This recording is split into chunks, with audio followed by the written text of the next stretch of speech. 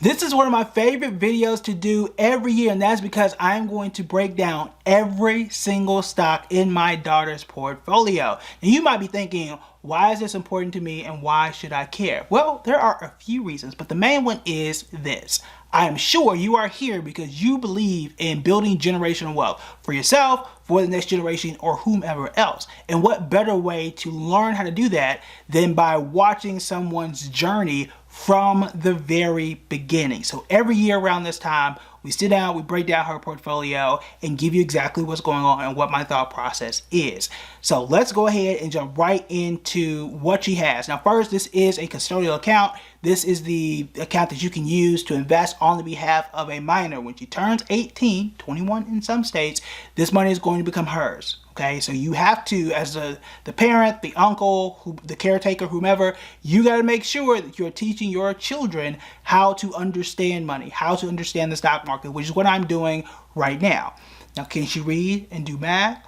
Not yet. We're working on these things. We're working on these things. For those who are new, sorry, but for those who are new, because we had a lot of people join, almost 500 people joined the channel over the last 2 months or so. She was the one who was in the very beginning of every single video that we have done. So it gives you context for how old she is, but she's approaching for almost $5,000. So let's go ahead and break it down. Now, I'm going to start this list by the ones we're investing the least money into. So the smallest amount all the way to the largest. All right. And I'll tell you this, the returns get better, a whole lot better as we go through. All right, so first start with the stock she has the least money into, and that is Coca-Cola. She's down about 4% on Coca-Cola. I'm not overly excited about Coca-Cola's future, not that I think it's going to be bad, but Coca-Cola has always been a slow, steady F-150. It's not a sports car, okay, but it'll work and it'll get you from point A to point B. It's going to pay you solid dividends on the way.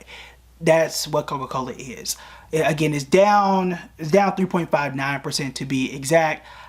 Well, in December, which is when we make the next time that we're going to make adjustments for the entire family, we'll see where we are at that point in time. I'm not, hurry and get rid of it. I'm also not hurry and buy more, which is why she has the least amount of money in that particular stock. So I'm just kind of right in the middle for Coca-Cola. The next one is Lululemon. She's had this particular stock for her entire life, which is not that long, but still, not many people can say that. But she has Lululemon, and it is up 33%. It is actually the best performing stock that she does have, which is great. So she owns Lululemon. She will likely continue to own Lululemon, and it did incredibly well during the pandemic.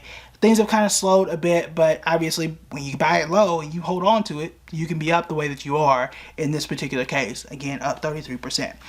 The next three are negative. Okay, the next three are negative, only one of which I am concerned about. The one I'm concerned about the most is down 10%. That is Nike. The reason I'm a little concerned about Nike is because last I checked, and this was 3 or 4 days ago, last I checked, consumer spending was still strong and people were going outside and doing more travel and all types of stuff. I would assume that Nike would have captured some of that. Also, last I checked, which was 2 or 3 days ago, there aren't any shutdowns in China that I'm aware of that would have stopped production of their products, which was a huge deal back in 2020 and 2021, which is when I started to really buy up more of Nike because I knew at some point things were going to improve. We even did a video about Nike and how their prospects were improving back then. I'm not sure. I'm not entirely sure why she's down 10% here or what is going on with Nike. It's not a stock that I follow each and every day. So that's one I would just need to circle back on and say, what is going on here? And then this is probably the one of all the stocks that she currently owns, this is the one I'm looking to get rid of the most in lieu of more information down the line. Okay, so if I learn more information and I feel better about it, then we might keep it. But right now, at the time that I'm talking to y'all, Nike gotta go. Okay, Nike has to go at this point. All right, the next one that we have here is SJM. That is the Smuckers company. We've talked about this before because I own this company as well. Their cash flow is strong. Their returns, not so much so far. They're down 8%, or I'm sorry, she is down 8%, almost 9% in this particular stock. I'm not overly concerned here because one, this is the newest stock that she does own. So we need to give it a little bit more time. I can say that for myself as well. It does pay a solid dividend. Again, the cash flow is strong. I'm interested to see what happens to this company at the end of 2023 going into 2024. And the reason is Smuckers, like many companies that we had talked about last year, was in the defensive category. It did well last year, but just like I say every year, what happened last year doesn't necessarily mean it's going to work the next year. And what we have seen is people have left, most investors really have left all the defensive stocks. You can say GPC, we talked a lot about that. We talked a lot about Smuckers. We talked a ton about insurance companies like Progressive and Travelers Insurance. They left all of those safe companies that were doing fine and went into tech. I think Smuckers is a part of that. However, the reason why I'm most interested to see what happens during the latter half of this year is, one, back to school time. Maybe people are going to make lunches and do their little Lunchables and all that kind of stuff. And they make the Uncrustables, Smuckers does. Maybe that'll help. But most importantly, once student loans come back online in October, what shifts will people make? Are investors as a whole going to become more defensive and say, look, things are shifting. Let's kind of move back to defensive stocks. Let's move to dividend stocks and see what happens. That's a guess. That is not a prediction. I'm just curious to see what is going to happen at that point in time. In either case, when we hit December 2023, the end of December, both me and my daughter are going to make a decision on what we feel about Smuckers at that point in time. The last one here, the last one that we lost money on, I'll say that. The last one we lost money on so far is Ulta. Ulta is down 2.6% for her. I don't care. A 3% loss is something that can be corrected within a day. Now, maybe I just went through and checked their account and took a screenshot on the wrong day. That's entirely possible. Now, I also invest in Ulta too, so, you know, dad and daughter, we on the same page here. So we'll see what happens with Ulta. This is also one that was relatively new, newly added to her portfolio, so it's still very early in the game here. Ulta also has very solid numbers. They did have a bad earnings report earlier this year. I want to say for Q4 of 2022, which was released in early 2023, they had a bad earnings reaction. The report was fine. They were making more sales than previously, but the stock market punished them. The stock was down like 15% that day. Okay, there's nothing we can really do about that. But right now, she's down 3%. The stock has recovered to a degree.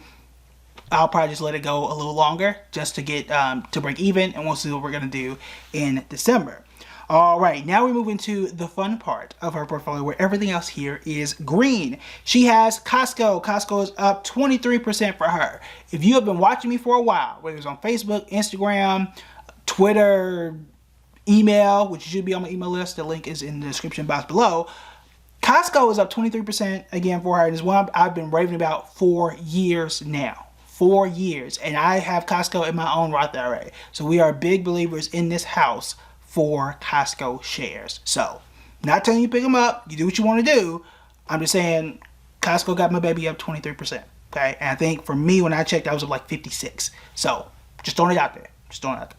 All right, the next one here is Berkshire Hathaway. The stock symbol there is BRKB. This one is up 27% for her. It's the highest gain that she has had in her portfolio to date, and that we have here on this list.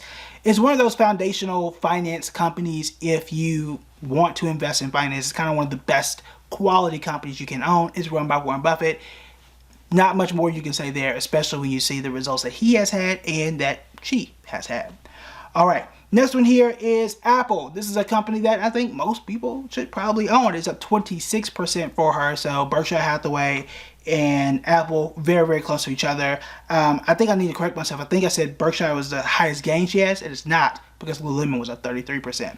But these are competing for second place here. And this is the second highest stock. I'm sorry, actually no, it's the biggest stock that she owns.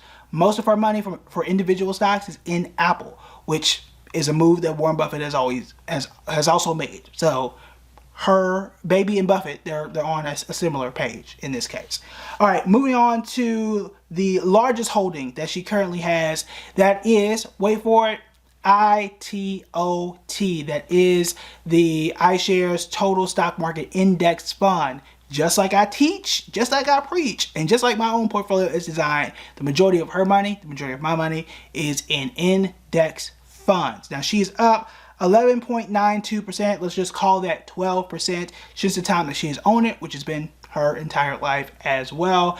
And again, most people should have a very similar portfolio in that you should have the majority of it in index funds and then whatever else it is that you want to invest in. If you're sitting around thinking, well, what are my other options in terms of accounts? What other options should I invest in? And how do I even get started? Then you want to make sure you check out this video right here.